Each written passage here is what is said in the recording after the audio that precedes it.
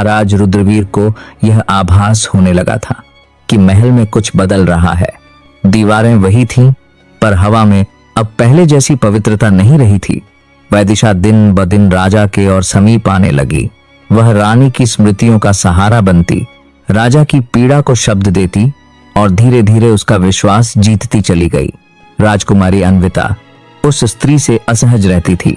जब भी वैदिशा पास आती, अन्विता का मन अकारण भय से भर जाता, पर वह भय शब्दों में ढल नहीं पाता। उसी रात आकाश में पूर्ण चंद्रमा उदित हुआ। चंद्रमा की रोशनी अमरगढ़ की हर छत पर उतर आई। महल में अजीब सी खामोशी थी, जैसे समय ने सांस लेना रोक दिया हो। वैदिशा अपने कक्ष में अकेली खड़ी थी। उसके हाथों में प्राचीन मंत्रों से भरा ताड़पत्र था। दिए की लौ नीली पड़ने लगी, दीवारों पर परछाइयां हिलने लगीं। उसने धीरे से मंत्र उच्चारित किए। महल के बाहर जंगल की दिशा से एक करुण चीख गूंजी। उसी क्षण महाराज रुद्रवीर के शरीर में अजीब सी पीड़ा उठी। उसकी नसों में आग दौड़ने लगी, हड्डियां चरमराने लगी। राजा जमीन पर गिर पड़ा।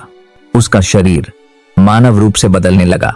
हाथों की उंगलियां बढ़ने लगीं, नाखून नुकीले होते चले गए, आंखों में चांदी सी चमक भर गई। वह दर्द से चिल्लाया, पर उसकी आवाज मानव नहीं रही। महल के सेवक डर से भाग खड़े हुए। दरवाजे बंद होने लगे, घंटियां अपने आप बज उठीं और तभी राजकुमारी अन्विता जाग उठी। उसे ऐसा लगा जैसे किसी ने उसका नाम पुकारा हो। वह दौड़ती हुई उस कक्ष की ओर बढ़ी जहां से अजीब आवाजें आ रही थीं। दरवाजा खुला था। अंदर चंद्रमा की रोशनी में खड़ा था एक प्राणी, जिसका शरीर राजा रुद्रवीर का था, पर आत्मा किसी और की। वह न पूरी तरह मानव था, न ही पूर्ण पशु। अन्विता की आंखों से आंसू बहने लगे, पर उस प्राणी की आंखों में एक क्षण के लिए पिता की पहचान झलक उठी।